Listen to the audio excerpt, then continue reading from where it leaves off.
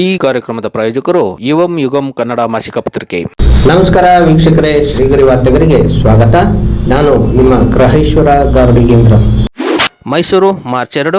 ಕರ್ನಾಟಕ ವಸ್ತು ಪ್ರದರ್ಶನ ಪ್ರಾಧಿಕಾರದ ನೂತನ ಅಧ್ಯಕ್ಷರಾಗಿ ಮಾಜಿ ಮಹಾಪೌರರಾದ ಅಯ್ಯೂಬ್ ಖಾನ್ ರವರಿಂದು ಅಧಿಕಾರ ಸ್ವೀಕರಿಸಿದರು. ನಗರದಲ್ಲಿನ ದಸರಾ ವಸ್ತು ಪ್ರದರ್ಶನ ಆವರಣದಲ್ಲಿರುವ ಕರ್ನಾಟಕ ವಸ್ತು ಪ್ರದರ್ಶನ ಪ್ರಾಧಿಕಾರದ ಸಿಇಒ ರವರ ಸಮ್ಮುಖದಲ್ಲಿ ಸಹಿ ಹಾಕುವ ಮುಖೇನ ನೂತನ ಅಧ್ಯಕ್ಷರಾಗಿ ಅಧಿಕಾರ ಸ್ವೀಕರಿಸಿದರು. ಅಧಿಕಾರ ಸ್ವೀಕರಿಸಿದ ಅಯ್ಯೂಬ್ ಖಾನ್ ರವರನ್ನು ಶಾಸಕರುಗಳಾದ ತನ್ವೀರ್ ಸೇಠ್ ಹಾಗೂ ಕೆ ಹರೀಶ್ ಗೌಡ, ವಿಧಾನ ಪರಿಷತ್ ಸದಸ್ಯರಾದ ಸಿಎನ್ ಮಂಜೇಗೌಡ ರವರು ಅಭಿನಂದಿಸಿದರು.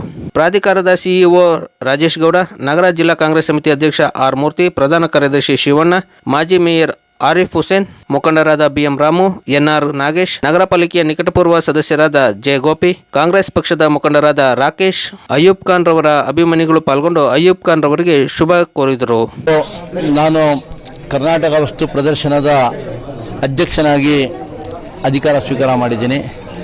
ಇದಕ್ಕೆ ಮೊದಲನೇದಾಗಿ ನನ್ನ ನಾಯಕರು, ಈ ನಾಡಿನ ಮುಖ್ಯಮಂತ್ರಿಗಳಾದಂಥ ಶ್ರೀ ಸಿದ್ದರಾಮಯ್ಯ ಸಾಹೇಬರಿಗೆ ಹೃದಯಪೂರ್ವಕವಾದ ಧನ್ಯವಾದಗಳನ್ನು ಹೇಳಕ್ಕೆ ಇಷ್ಟಪಡ್ತಾ ಇದ್ದೀನಿ. ಇದರ ಜೊತೆಯಲ್ಲಿ ಈ ಜವಾಬ್ದಾರಿಯನ್ನು ನನ್ನ ನೇಮಿಸಿದ ಡಿ.ಕೆ. ಶಿವಕುಮಾರ್ ಸಾಹೇಬರಿಗೆ ಹಾಗೂ AICC ಕಾರ್ಯದರ್ಶಿಗಳಾದ ಸುರ್ಜೇವಾಲಾ ಸಾಹೇಬ್ರಿಗೂ ಹಾಗೂ ಈ ಭಾಗದ ಶಾಸಕರಾದ ತನ್ವೀರ್ ಸೇಠ್ ಅವರಾಗಲಿ, ನಮ್ಮ ಹರೀಶ್ ಗೌಡರಾಗಲಿ, ಇವ್ರಿಗೆಲ್ಲರಿಗೂ ಧನ್ಯವಾದಗಳನ್ನು ಹೇಳ್ತಾ, ನಿಜಕ್ಕೂ ಇವತ್ತು ನನ್ನ ಮೈಸೂರು ನಗರದಿಂದ ನನ್ನನ್ನು ಆಯ್ಕೆ ಮಾಡಿ ಈ ಪ್ರಾಧಿಕಾರಕ್ಕೆ ಅಧ್ಯಕ್ಷನಾಗಿ ಮಾಡೋರೆ ತುಂಬ ಸಂತೋಷವಾಗ್ತಾಯಿದೆ.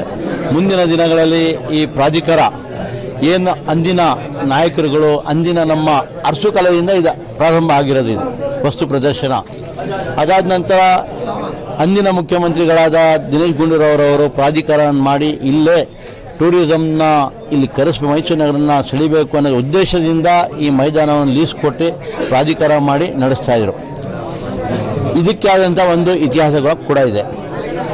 ಈ ಕೆಲಸ ಹಿಂದಿನ ನಮ್ಮ ಹಿರಿಯ ನಾಯಕರು ಏನು ಮಾಡ್ಕೊಂಡು ಹೋಗಿದ್ರು, ಆ ಕೆಲಸವನ್ನು ನಾನು ಇನ್ನೂ ಹೆಚ್ಚಿನ ರೀತಿಯಲ್ಲಿ ಒಳ್ಳೆಯ ರೀತಿಯಲ್ಲಿ ಮಾಡಿ ಅವ್ರದ್ದೇನು ಉದ್ದೇಶ ಇತ್ತು ಆ ಉದ್ದೇಶಗಳನ್ನು ಈಡೇರಿಸೋಕ್ಕೆ ಪ್ರಯತ್ನ ಮಾಡ್ತಾರೆ. ಏನಾದರೂ ಯೋಜನೆಗಳನ್ನ ಮಾಡ್ಕೊಂಡಿದ್ದೀನಿ. ಇವತ್ತೇ ನಾನು ಸ್ವೀಕಾರ ಮಾಡಿದ್ದೀನಿ, ಈ ಚಾರ್ಜನ್ನು ತೊಗೊಂಡಿದ್ದೀನಿ. ಇವತ್ತು ಮೀಟಿಂಗ್ ಮಾಡಿ ನಮ್ಮ ಎಕ್ಸಿಬಿಷನ್ ಅಥಾರಿಟಿ ಅಧಿಕಾರಿಗಳ ಜೊತೆ ಇದರ ಆಗು ಹೋಗುಗಳನ್ನು ತಿಳ್ಕೊಂಡು ಖಂಡಿತವಾಗ್ಲೂ ಇದು ನಾನು ಒಂದು ಉನ್ನತವಾದ ಇಡೀ ರಾಜ್ಯಕ್ಕೆ ಮಾದರಿಯಾಗಿ ಎಕ್ಸಿಬಿಷನ್ ಮಾಡಿ ತೋರಿಸ್ಬೇಕು ಅಂತ ಇದ್ದೀನಿ.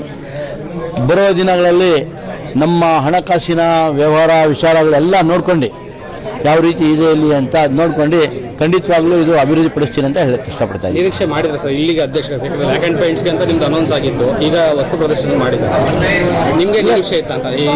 ಇಲ್ಲ, ನಾನು ಇಂಥದೇ ಕೊಡಿ ಅಂತ ಸಿದ್ದರಾಮಯ್ಯ ಸಾಹೇಬ್ರಿಗೆ ಕೇಳಿರಲಿಲ್ಲ.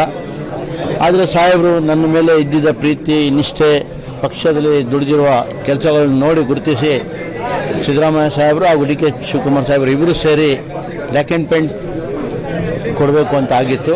ಆದರೆ ಲ್ಯಾಕ್ ಆ್ಯಂಡ್ ಪೇಂಟಲ್ಲಿ ನಾನು ಹಿಂದಿನ 20-25 ವರ್ಷದಲ್ಲಿ ನಾನು ಕಾರ್ಪೊರೇಟರ್ ಆಗಿ, ಮಾಜಿ ಮೇಯರ್ಗಳಾಗಿ, ಮಾಜಿ ಡೆಪ್ಟಿ ಮೇಯರ್ ಆಗಿ ಕೆಲಸ ಮಾಡಿ ಎಲ್ಲ ಬಂದಿದ್ದೀನಿ.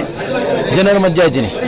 ನಾನು ಮುಂದಿನ ದಿನಗಳಲ್ಲೂ ಯಾವುದೇ ಹುದ್ದೆಯಲ್ಲಿ ಜನರ ಮಧ್ಯೆನೇ ಇರಬೇಕು, ಜನರ ಮಧ್ಯೆ ಇದ್ದು ಕೆಲಸ ಮಾಡಬೇಕಂತ ನನ್ನ ಆಸೆ ಇತ್ತು. ಆ ಆಸೆಯನ್ನು ನಮ್ಮ ಮುಖ್ಯಮಂತ್ರಿಯವ್ರ ಜೊತೆ ಶೇರ್ ಮಾಡಿದಾಗ ಆಯಿತು ಅಂತ ಹೇಳಿ ಇದು ವಸ್ತು ಪ್ರದರ್ಶನ ಪ್ರಾಧಿಕಾರವನ್ನು ನನ್ನ ನೀಡಿದ್ದಾರೆ. ಪ್ರಾಧಿಕಾರನ 355 ದಿವಸನೂ ಮಾಡಬೇಕು ಅಂತ ನನ್ನ ಆಸೆ, ನನ್ನ ಕಲ್ಪನೆ ಅದಿದೆ. ಬಟ್ ಅದು ನಾವು ಹೇಳಿದಷ್ಟು ಈಸಿ ಇಲ್ಲ 365 ದಿವಸ ನಡೆಸೋದು. ಬಟ್ ಅದಕ್ಕೆ ಖಂಡಿತವಾಗ್ಲೂ ಒಳ್ಳೆಯ ಪ್ರಯತ್ನ ಮಾಡಿ ಇದನ್ನು 365 ನಡೆಸೋಕ್ಕೆ ಏನೇನು ಬೇಕು ಅದಕ್ಕೆ ನಾನು ಪ್ರಯತ್ನ ಮಾಡ್ತೇನೆ ಅಂತ ಈ ಸಂದರ್ಭದಲ್ಲಿ ಹೇಳಕ್ಕೆ ಇಷ್ಟಪಡ್ತೀನಿ. ಕರ್ನಾಟಕ ರಾಜ್ಯದಲ್ಲಿ ಕಾಂಗ್ರೆಸ್ ಪಕ್ಷ ಸಂಪೂರ್ಣ ಬಹುಮತದಿಂದ ಬಂದ ಮೇಲೆ ಅನೇಕ ಜನ ಶಾಸಕರಿಗೆ ಅಧಿಕಾರ ಹಂಚಿಕೊಟ್ಟಿದ್ದಾರೆ. ಅದೇ ರೀತಿಯಲ್ಲಿ ನಮ್ಮ ಪಕ್ಷ ಅಧಿಕಾರಕ್ಕೆ ಬರುವಂಥದ್ದಕ್ಕೆ ಶ್ರಮಿಸಿದಂತಹ ಪಕ್ಷದ ನಿಷ್ಠಾವಂತ ಕಾರ್ಯಕರ್ತರಿಗೆ ಕೆಲವು ಸ್ಥಾನಮಾನಗಳನ್ನ ಕೊಟ್ಟು ಆದೇಶ ಮಾಡಿರೋ ಹಿನ್ನೆಲೆಯಲ್ಲಿ ಇವತ್ತು ಮೈಸೂರು ನಗರಕ್ಕೆ ಮೈಸೂರು ನಗರ ಅಭಿವೃದ್ಧಿ ಪ್ರಾಧಿಕಾರದ ನೂತನ ಅಧ್ಯಕ್ಷರಾಗಿ ಮರಿಗೌಡರು ಕರ್ನಾಟಕ ವಸ್ತು ಪ್ರದರ್ಶನ ಪ್ರಾಧಿಕಾರದ ಅಧ್ಯಕ್ಷರಾಗಿ ಮಾಜಿ ಮಹಾಪೌರರಾದಂಥ ಅಯೂಬ್ ಖಾನ್ ಇವರಿಗೆ ಕೊಟ್ಟಿರುವಂಥದ್ದು ನಿಜಕ್ಕೂ ಸಂತೋಷ ಆಗುತ್ತೆ. ಅದರ ಜೊತೆಗೆ ಇನ್ನೂ ಅನೇಕ ಕಾರ್ಯಕರ್ತರನ್ನ ಸ್ಥಾನಮಾನಗಳನ್ನ ಕೊಡಬೇಕಾಗಿರುವಂಥ ಜವಾಬ್ದಾರಿಯೂ ನಮ್ಮ ಮೇಲೆ ಇದೆ.